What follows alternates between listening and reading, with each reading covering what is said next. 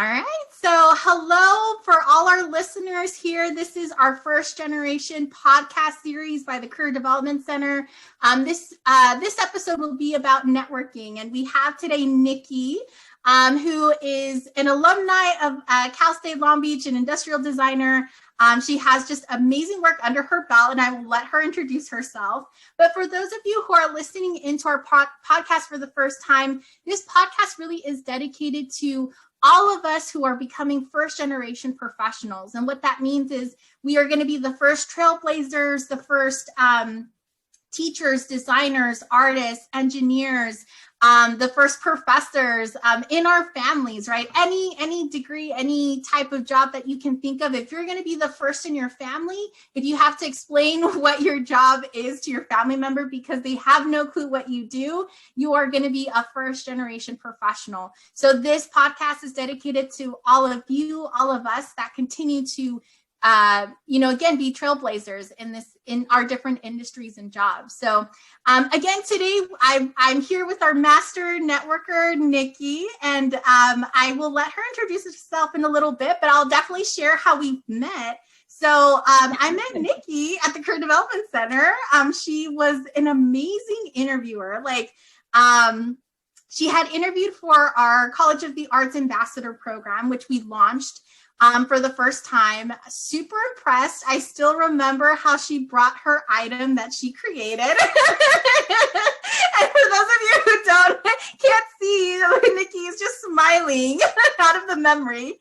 But I was just so astonished by her presence, her creativity, and knew that she would make amazing connections in the college for us at the Career Development Center. And from there, saw her flourish. She did amazing work with us at the Career Development Center, doing presentations on elevator pitch for the industrial design department, which was super amazing, super interactive. This was, of course, pre-COVID, so we were able to visit the department and really see how people really took her tips and just went with it. And so if you don't know anything about the industrial design program, maybe that's something Nikki could touch upon as she introduces herself. But these are students and folks that really go out there and present themselves to potential employers all the time, especially for their projects. So to have Nikki here and share her story, her tips on networking, how she's gotten to where she's at now, I'm just super excited to introduce you to her. But with that said, I know I've been promising, but I will finally let Nikki introduce herself. So Nikki, if you can share with our listeners kind of your educational journey, where you're at now, and anything and everything in between. Thank you. Oh my God, I remember the interview. I brought an LED light. I remember that. I was like, oh, it's so embarrassing.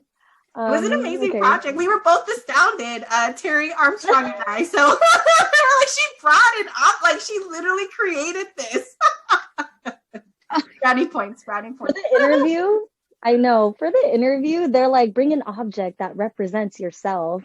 And that's not the first time I've heard an interviewer say they're going to make you do something in an interview and it's going to catch you off guard. And they're talk about the object and why it's about you.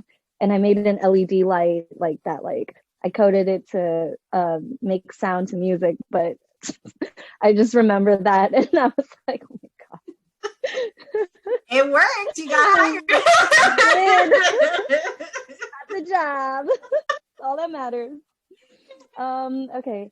Hi guys, my name is Nikki Escobar. I graduated from Cal State Long Beach from the Industrial Design program, which if you guys don't know, it's essentially a product designer. So a lot of the stuff we did, think of it as creative problem solvers. And you would just take a user, understand what their problems are and what their issues are, and just use your creative tools to try and create a solution. So a lot of projects I did range from building toys to furniture to especially prosthetics. I did a lot of work for medical design because my main passion in school was to help people. And yeah, that really was my main passion. A lot of the stuff I did was helping amputees, people with autism. So it ranged from different things. And while I was in school, I also worked at the Career Development Center with Rosa. I'm so lucky and happy that I did, because I feel like our relationship transcended that. And now we're just friends who call each other up. Or I've talked to Rosa even after graduating, asking for tips on how do you write cover letters, like how do I approach networking even now. And she's always been super helpful. So I swear, y'all, we didn't pay her to say that. I didn't even know people were gonna be here. She was like, yeah. She was like, yeah, just come to my podcast, answer a few questions. I was like, sure, I'll do it on my lunch break. And then she's like, by the way, people are coming. What? I was like, they're friends, they're students. And I was they're my friends. They'll be in the background. I'm like, oh my God. Yeah, I know. I was like, I thought we were just gonna gossip, hang out. No. We can still do that. Our students are very real. They're like, yes, gossip. I know. The tea I have. Well, Nikki, I was gonna ask, so where are you at now? Because I'm pretty sure like our listeners are gonna be interested in knowing like how, like what was like, especially because we're talking about being first gen, right? A first gen professional. Like, what was post graduation like? Like, where did you land? Like, what did that look like for you?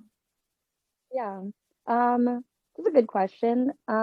Post grad, so immediately after graduating, I got a job in medical design.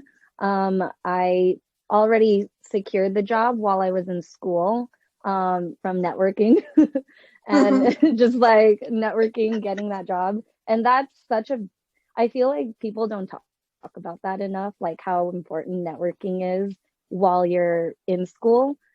Just because once it became graduation, I had so many friends that were like freaking out over trying to get a job, because it's extremely hard. I don't care what industry. I mean, it's hard everywhere, and it's probably even harder now with COVID, reflecting everything. So I would say like networking really helps securing a job. And once I got into it, I was really passionate about medical design, I think, because I always wanted to help people. So a lot of my projects was for that. However, once I got into the medical design industry, and I think it was a great learning experience, as I could say now, but it made me really realize I don't think I want to work here forever. Which is kind of like a it's like a monkey wrench thrown at you, because you do all these projects thinking like, yep, I'm going to do medical design forever. And once you actually work in the industry, there's a lot of things that could be thrown at you. I would say when you work in medical design, you're working with a lot of insurance, and there's a lot of politics when working with insurance. There's a lot of limitations and restrictions as a designer and what you're allowed to do, things like that. Which I didn't exactly like. And I also would say, as much as I love the people at my work there, I just felt like I didn't fit there culturally. And I think I didn't really realize how much company culture is a huge part of finding a job, because you could love this work you do, but if you don't really love the company culture and you don't see yourself thriving there, then I don't think you should work there. Yeah. Yeah. Nope. So, what were you saying? No. Go ahead, Nikki. Because I was gonna say like I was gonna follow up with a question, but finish your thought. But yeah. So essentially, to finish what I was answering, essentially to finish your question, I would, I would say I didn't work. Once I stopped working there. I had to kind of take a step back and really realize like, okay, what are my other passions as a designer? So I always known I wanted to design in immersive technologies like virtual reality or augmented reality, doing more UX design, because technology really is the future. And I always wanted to do more of that. So I actually got a job as a UX designer, and I actually get to do a lot of that. Rose has seen some of my work, but yeah, so it's been really fun. But yeah. And I was going to say, because I think early on, before I forget my thought, because you know me, I go into story mode. So you were mentioning like just the importance of networking, right? And I think that's like one of the qualities that I saw in you. Like when we like interviewed you, I was like, I can definitely see Nikki talking with people and letting them know about our services. But I think even as I saw you flourish as a professional, you were just going at it. And I remember you even talking about, and correct me if I'm wrong, but like for your prosthetic project, like you had gone to Dominguez Hills and you networked your way to folks, right? Like, can you describe what that experience was like? And like, yeah, because I really wanted to share it with people. Like, that was pretty cool and amazing. Like, I remember we had our one-on-one that day and you were like, oh yeah, like, and then I'm going to Dominguez Hills, and like they were just so like great with like this idea that I'm proposing to them, and they gave me material. So can you talk about that moment? Because I feel like our listeners have to know, like, this is the type of quality of networking that you kind of did to get like even to that project. So can you share that story? I remember that. Yeah, I think I told you, like, it was our lunch and I was like, yeah, I like made friends with all these prosthetists, and then they like, and all these engineers, and I'm gonna build a prototype. And you're like, huh? Like that natural too, just like, yeah. So like literally in the middle of lunch, we were just like catching up. She's like, yeah, I just spoke with these people, they seemed interested, and now we're building a prototype. And I was like, oh, Nikki, like, I'm like, apart from her school, apart from like, you know, doing other things as well. But how did you start that? Because I mean, that's essentially what I think we all dream, right? That we can network our way through a project, through partnerships, to getting a job, to getting an opportunity. So how did you network, like to get that project started with all these individuals that technically were not housed at Cal State Long Beach? They, you know, you spread out to network somewhere else. So how did that come about? Yeah. Rose is talking about a project I did in design school. It was for amputees, and I talked about how one of the projects I did was on prosthetics. I was designing a more breathable and comfortable prosthetic liner, but part of our design process is going out and researching. So a lot of people do like armchair research, which is just like Googling essentially. But I really enjoy talking to people and getting to know users before I like design for them. So I just cold called as many places as I could. I didn't know anything about prosthetics. I knew zero. I'm a designer. You know, all of the actual prosthetists, the people who create them, are like engineers, or you know, they have science backgrounds, or are affiliated with the amputee community in some way. And I wasn't. So I just like Googled all the nearby like places near me that were prosthetic companies, and I just called them. And eventually, obviously you get a lot of closed doors, but eventually, especially if you play the student card and you're just doing like a research project, you definitely get the right person who will be able to answer your questions. And I think essentially when I talked to that person, I talked to a prosthetist who I think essentially you just vibe with them. And if they like you, you're like, you know, if I asked if they're open to just a sit down interview where I'd love to learn more or talk to users.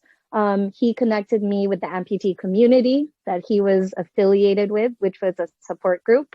And then I called the coordinator, became friends with the coordinator.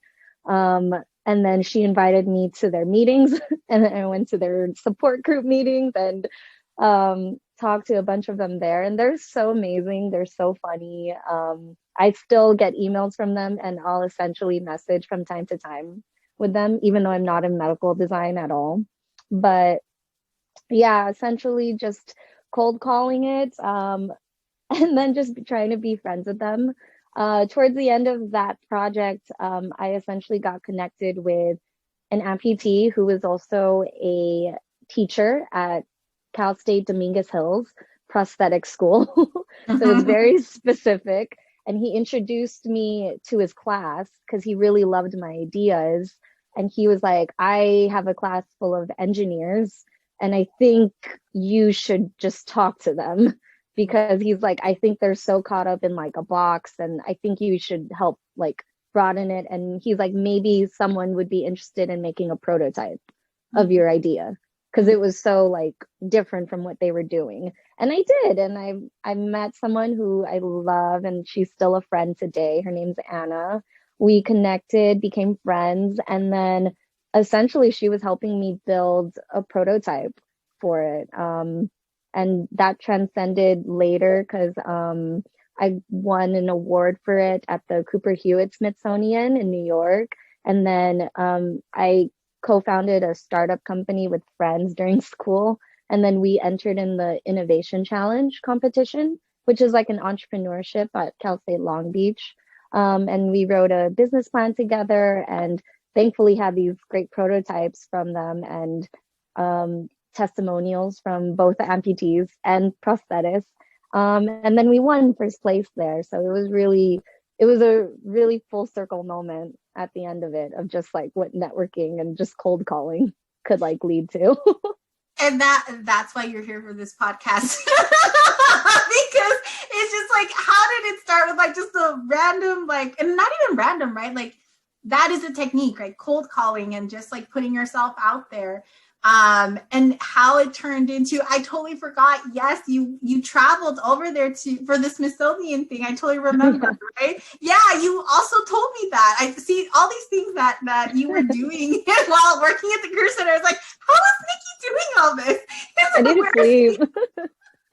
I remember coming to work and like being so tired. And then I remember telling you like, I had to stay up all night because apparently I got this award, but I have to turn in like something in by like tomorrow. So I was like up all night and then have to fly to New York by like the next day. So I was like trying to pack and like do it. And then I remember I had to present there. Yeah. And I was like on 2 hours of sleep because you fly into New York and I got there at like 2 a.m. And then like I have to wake up at like 6 a.m. to go all the way to Manhattan from Brooklyn. It was It was legit, y'all. No, but you know what else was funny? I feel like Nikki's go-to meme was that puppy that was sitting in the cafe and there's like flames behind it. It's like, it's gonna be fine. Yeah, it's gonna be fine. Yeah, it was the puppy where the house is burning down. I was like, I printed that and I put on my graduation cap because I feel like that it was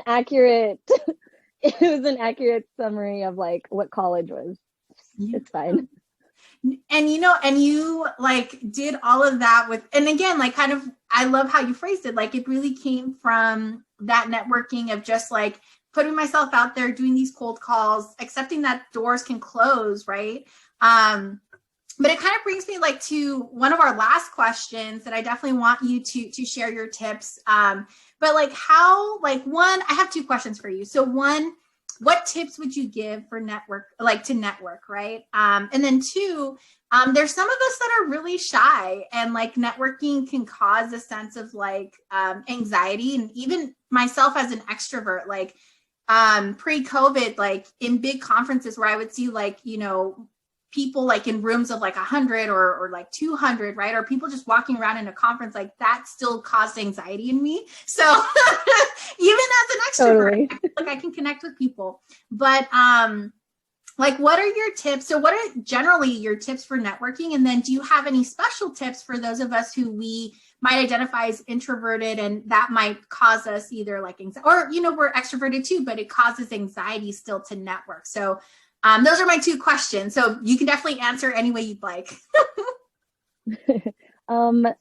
Okay, so I guess my style or approach to networking is I've always just treated it as creating a relationship. And I feel like when you create a relationship with anyone, it's really just, myself. I'm usually a really happy and bubbly person. And I just try to be as genuine because ultimately real relationships with a foundation are genuine ones. They're when you try to get to know someone, it's really like genuinely try to understand who they are, what they like, genuinely talk to them. I said genuinely like a million times, but it's true. I feel like that's something I've always approached it as, like as treat it as if you're just talking to a friend and creating a friendship, really. So, but a trick I learned too is to match energies. I think that helps a lot. So for example, normally I'm a really upbeat and really like energetic and high energy person. And of course, when I'm with Rosa, I feel like that's amplified. Like we're the type of person that's like, yes, ooh, like tell me about your updates. We're like, yeah, and we're so excited. Yeah. But not everyone is like that. And I try to match the person that I'm networking with and their energy, especially if you're in a conference room. And if you're in a conference room, if you're in an interview or recruiting, if you're talking to a recruiter, they're not always like that. So it's always good to match their energy. If they're more introverted and definitely more quiet, like, I try to lower my voice and yeah, talk like that. And if they have a more sarcastic, like humor to them, I'll throw something witty out at them just to kind of match the same energy as them.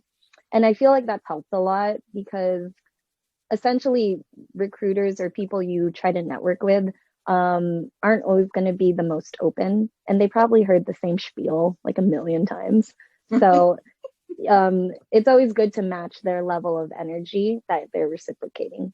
And for people who are shyer, or just a little more introverted, or I also get introverted too some days, and I also get nervous when you have to present in front of like 100 people. So it's always scary for everyone. I feel like a reason though too people get nervous when they're just talking to a normal person, like one-on-one, is they're not exactly sure like what am I going to get out of this, like what do I ask them, like am I like, I think also people get caught up on the idea that your first job has to be your dream job. So they put a lot of pressure in those one-on-one meetings with recruiters or interviews, thinking like if they bomb it, like that's it. And I think something I learned just working from now on, it's just you could treat your job as more of a stepping stone. And the worst people can tell you is no when it comes towards it. Trick I learned to add less pressure when you also apply to jobs is when you look for your dream job, this is my tip. This is my tip. Everyone has their dream job. It could be Google, it could be Disney, etc. Go on Google and look up your dream job. It could be, for me, like let's say a UX designer at Google. And then you're going to look at all the requirements. And obviously you don't have those requirements. You don't know those programs, or you may not have those soft skills that they're looking for. And so you make a list. And I'm like, all right, so this is my dream job. And then you're like, here's my list of all the requirements or things I need to hit in order to get that. And then you also make a list like, how am I going to get that? So who do I need to talk to in order to get that skill? So for example, as a UX designer, let's say I was looking for a job that required a design program I had no experience in. And they're like, of course, they're like 10 years experience in this job, of course. But let's say, for example, it's like this design program. And I'm like, I want to learn that then. Sometimes I'm like, okay, who in my immediate circle of friends or networking do I know that is really good at this job or really good at this skill? And then you go from there and ask them. And if not, if you're already working somewhere and you want to leave or want to get to your dream job, you could be like, who here at this job or this company can I ask for help or guidance? And then you could always take it from there. Because now you have a purpose when you network with them. You're like, you know what, I want to get better at this skill. Do you think you could show me some few tips? Do you think I could take you out for lunch or buy you coffee in an exchange, which is always super helpful because people are always motivated by food and drinks. Yeah, but I feel like if you go in with that plan of like, okay, what are my steps? How do I need to get there? Who can I talk to get that skill? It would help because now you're talking to someone and you know what questions subconsciously to ask. Mm-hmm. No, and that's super, those are just amazing tips that I am just like, one, I'm taking note. I'm like, Nikki, where did you learn this? It's like, but I love, again, you're very like purposeful, right? Like I think you're absolutely right too. Like we get so much in our heads of like, what are we getting out of the relationship, right? Like, am I asking the right questions? Did I say it right? Like, am I not engaging enough, right? Or I'm feeling so nervous that I can't even get the words out. And for you to kind of say like, no, like come in naturally. And you keep repeating the word genuine, right? And authenticity. And I feel like that's something that I feel like more of our generation really loves. Like you look at millennials, Gen Zers, like our upcoming generations, and there's this whole like pool of authenticity. Like how are you being authentic to yourself, to the people you put into your network and community? And I love to attribute kind of like, and I'm like, wow, like Nikki, you kind of came full circle in terms of, for me, in terms of like College of the Arts. I definitely borrowed the idea from one of our art professors from the college when someone had asked him, it was a studio art major who asked, how do you network, especially if you don't like the idea of networking, right? Like the business card, right? And I loved what he said because technically it's what you're saying, Nikki, which is he said, don't think of it as you are getting the business card. Think of it as like who are the members of the community you want to build? And I loved that concept, and I continue to use it in my presentations because I think that it goes back to what you just said, which is you want to be genuine. You want to reach out to people who you vibe with, right? I think we use that term. I use that term too. Like if I vibe with this person, I will like continue to speak with them, and being okay that maybe that moment, that networking moment wasn't the right one. And so, I mean, I think everything you kind of shared is going to be super helpful to our listeners. And I definitely want to thank you. I know we have some students in the audience as well in the live recording. So if you all have questions, please feel free to drop them in the chat. We have like a little bit of time left with Nikki. I want to respect your time as well. There is a question. Also to add on to like what you said too. Yeah, go ahead. When you get that business card too, everyone gets a business card, but it really is all about the follow-up. Like your follow-up I feel like follow-up is a skill in itself. It's all about reaching out after the meeting. Like after you do an interview, immediately send a follow-up email saying, thank you so much for the opportunity.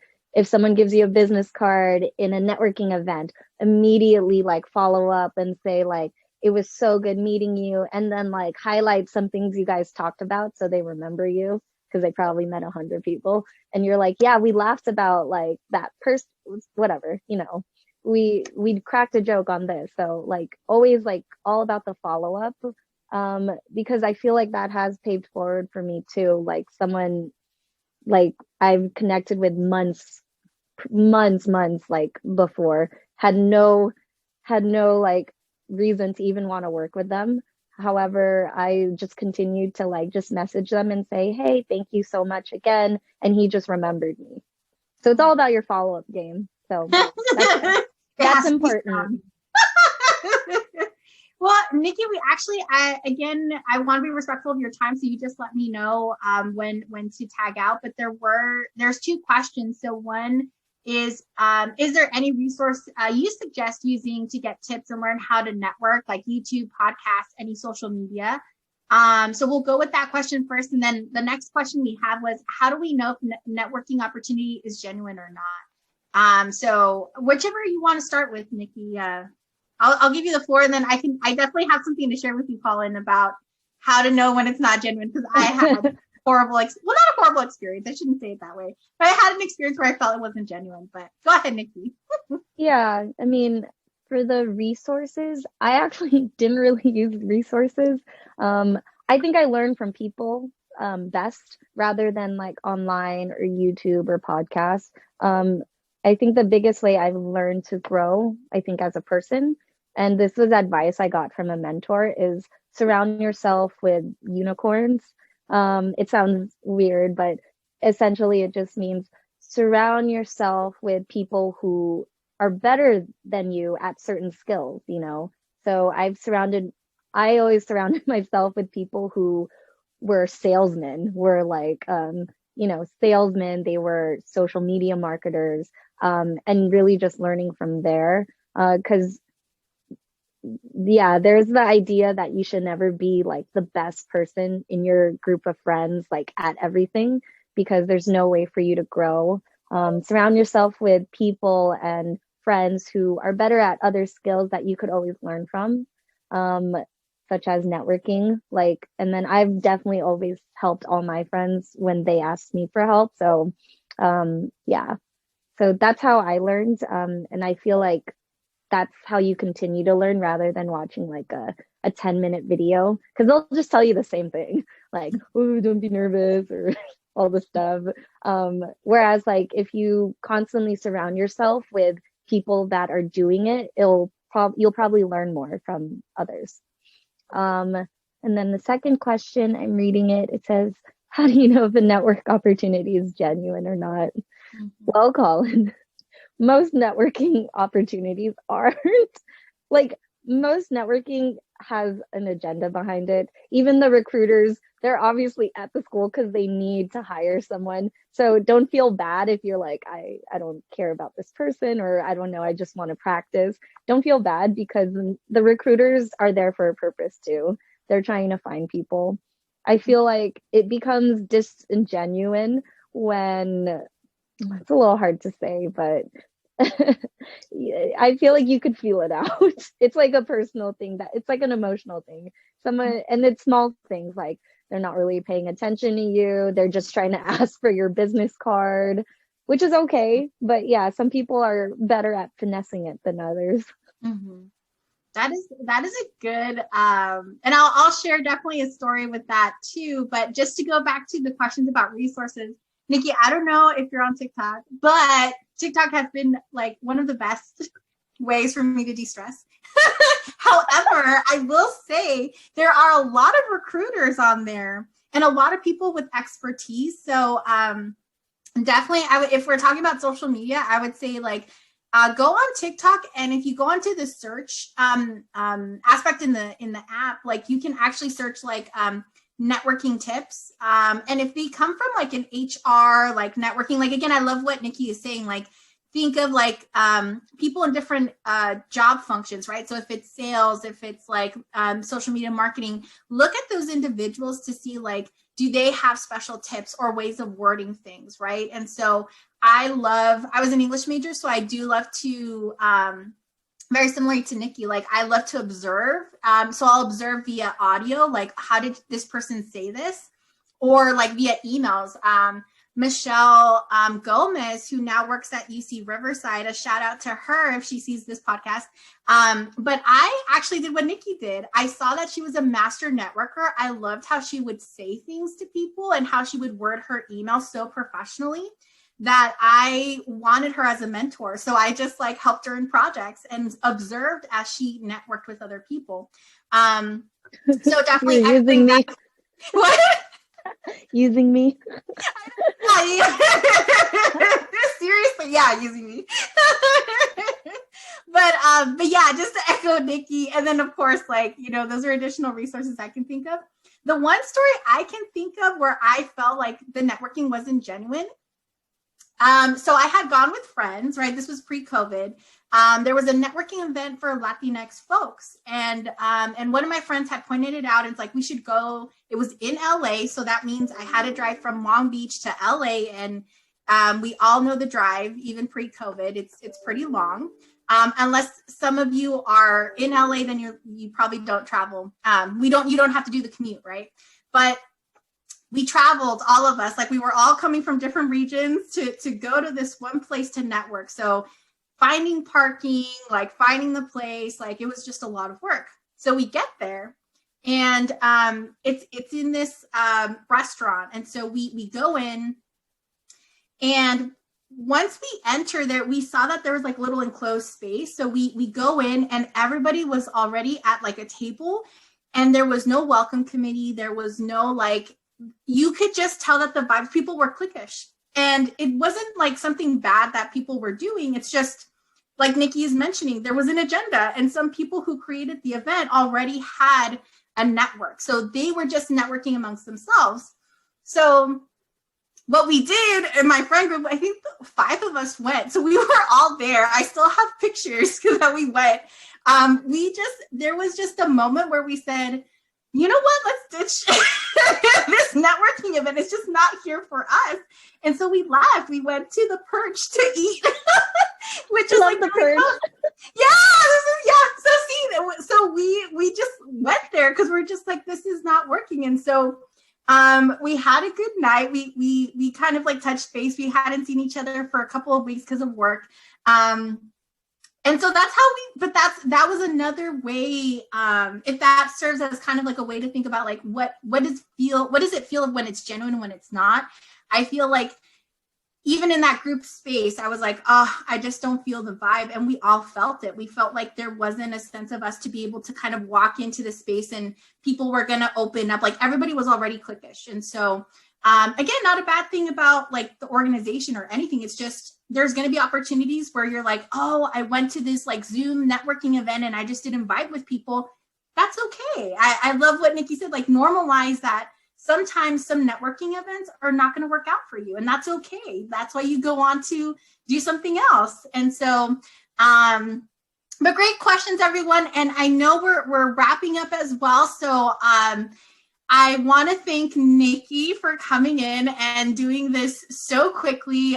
She is literally in my mind like the queen of networking, and I continuously she's shaking her head no, but I continuously learn even from her techniques. So if y'all are still here, definitely leave a little shout out to Nikki in the chat. For those of our listeners that are going to hear this podcast, again, we're going to share this on YouTube.